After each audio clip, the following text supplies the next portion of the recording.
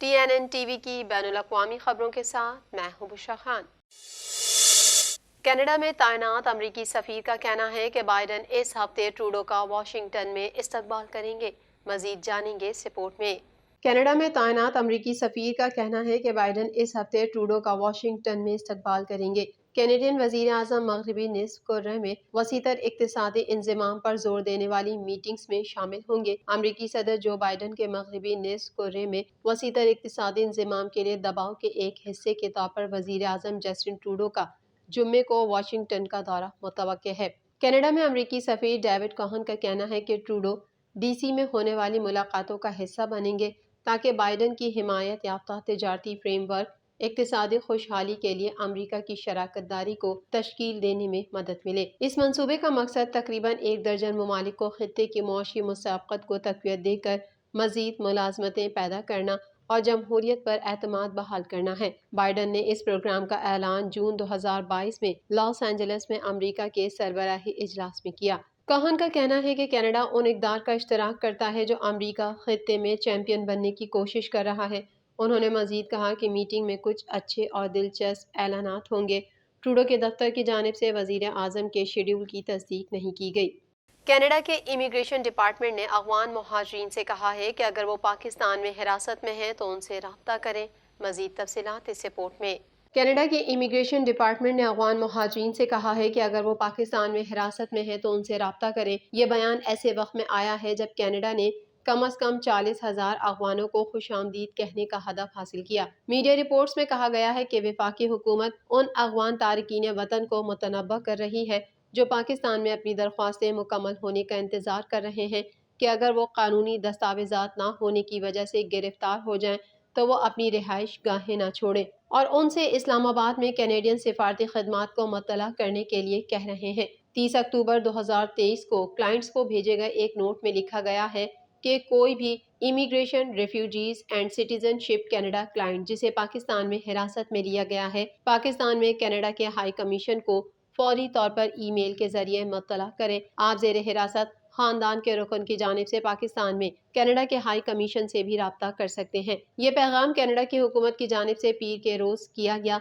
कि वो अगस्त 2021 में तालिबान के हाथों अफगानिस्तान के कब्जे के बाद कम अज़ कम 40,000 अफगानों को कनाडा लाने के अपने मुकर्ररा हदफ तक पहुँच गई है। लेकिन ये इस वक्त भी सामने आया है जब पाकिस्तानी हुक्काम उन अफगानों को मुतनब्बा कर रहे हैं जिनके पास कानूनी तौर पर मुल्क में मौजूद होने की इजाज़त देने वाले दस्तावेज़ात नहीं हैं कि उन्हें 1 नवंबर तक वीज़ा हासिल करना होगा या मुल्क बदरी या गिरफ्तारी का सामना करना होगा।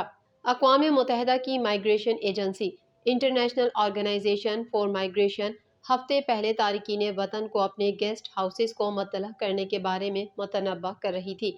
IRCC के नोट में ये भी कहा गया है कि कनाडा की हुकूमत क्लाइंट्स को पाकिस्तान में अपनी हैसियत को बाकायदा बनाने में मदद नहीं कर सकती। अगर कनाडा में मुस्तकिल रिहाइश के लिए उनकी दरख्वास्त मंजूर हो जाती है, तब भी अगर क्लाइंट्स ने तमाम मकामी इमिग्रेशन की तामील नहीं की है तो हवाई अड्डे पर पाकिस्तानी हुक्काम बाहर निकलने से इनकार कर सकते हैं। दरी असना उनकी हुकूमत को अफगानों की तादाद बढ़ाने के मुतालबात का भी सामना है जो वो कनाडा में दाखिल करेगी। कैनेडियन वज़ीर आज़म जस्टिन ट्रूडो का कहना है कि कार्बन टैक्स में मज़ीद छूट बिल्कुल नहीं होगी। मज़ीद जानते हैं इस रिपोर्ट में। कैनेडियन वज़ीर आज़म जस्टिन ट्रूडो का कहना है कि कार्बन टैक्स में मज़ीद छूट बिल्कुल नहीं होगी। सैस्किचुआन प्रीमियर स्कॉट मो ने धमकी दी है कि अगर मज़ीद छूट ना दी गई तो कार्बन टैक्स जमा करना बंद कर देंगे। वज़ीर आज़म जस्टिन ट्रूडो इस बात पर कायम है कि उनकी हुकूमत तेल को गर्म करने पर 3 साल के वक़्फ़े के ऐलान के बाद कार्बन टैक्स में मज़ीद कोई छूट नहीं देगी। ट्रूडो का मीडिया नुमाइंदों से गुफ्तगू करते हुए कहना था कि आलूदगी पर कीमतों में कोई और तराश खराश या मअतली बिल्कुल नहीं होगी। गुज़िश्ता हफ्ते ट्रूडो ने ऐलान किया कि हुकूमत 3 साल के लिए हरारती तेल को कार्बन टैक्स से मुस्तस्ना करार देगी। उन्होंने कहा कि तौक़्फ़ का मकसद उन कैनेडियनों को देना है जो अपने घरों को गर्म करने के लिए तेल का इस्तेमाल करते हैं, दूसरे ज़राए जैसे कि इलेक्ट्रिक हीट पंप्स पर जाने के लिए ज़्यादा वक्त देते हैं। लेकिन लिबरल्स को कंजर्वेटिव और कुछ सूबाई वज़ीर आज़म की तरफ से प्रोपेन और कुदरती गैस जैसे ईंधन को टैक्स से मुस्तस्ना करने के लिए बढ़ते हुए सियासी दबाव का सामना है। ट्रूडो ने सिर्फ गर्म करने वाले तेल को मुस्तस्ना करने के फैसले का दिफा करते हुए कहा कि ये गैस और प्रोपेन से ज़्यादा महंगा है اور عام طور پر کم آمدنی والے کینیڈین استعمال کرتے ہیں۔ کاربن ٹیکس کی چھوٹ کے علاوہ ٹروڈو نے یہ بھی اعلان کیا کہ ان کی حکومت ایک گرانٹ پروگرام شروع کرے گی جس کا مقصد کینیڈینوں کو اپنے گھروں کو گرم کرنے کے لیے ہیٹ پمپ استعمال کرنے اور فوسل فیول کے استعمال سے دور رہنے میں مدد کرنا ہے۔ قدامت پسند رہنما پیئر پالیور نے ٹروڈو کو ایک خط لکھا جس میں حکومت سے تمام حرارتی ایندھن سے ٹیکس ہٹانے کا مطالبہ کیا گیا۔ فلسطین کی مزاحمتی تنظیم حماس نے کہا ہے کہ ہمارا دفاعی آپریشن جاری ہے اور ابھی تو صرف شروعات ہے، ہمیں ابھی بہت کچھ کرنا ہے، غزہ کو دشمن کا قبرستان بنا دیں گے۔ مزید تفصیلات اس رپورٹ میں۔ غزہ کی وزارت صحت نے بیان میں کہا کہ اسرائیل کے حملوں میں شہید فلسطینیوں کی تعداد 8,000 سے زائد ہو گئی ہے۔ سعودی عرب نے جبالیہ مہاجر کیمپ پر اسرائیلی فوج کے حملے کی مذمت کرتے ہوئے اسے غیر انسانی قرار دیا ہے۔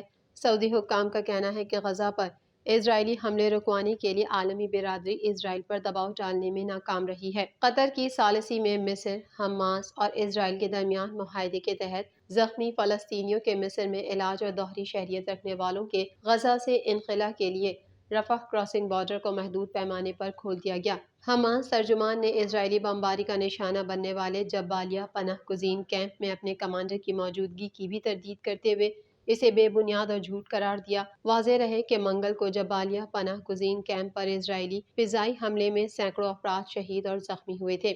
اقصی کے دفاع کا اعادہ کرتے ہوئے مسلم امہ سے مطالبہ کیا کہ وہ موقع سے فائدہ اٹھائیں اور اس جنگ میں شامل ہوں۔ حماس ترجمان نے اسرائیلی بمباری کا نشانہ بننے والے جبالیہ پناہ گزین کیمپ میں اپنے کمانڈر کی موجودگی کی بھی تردید کی۔ واضح رہے منگل کو جبالیہ پناہ گزین کیمپ پر اسرائیلی فضائی حملے میں سینکڑوں افراد شہید اور زخمی ہوئے تھے۔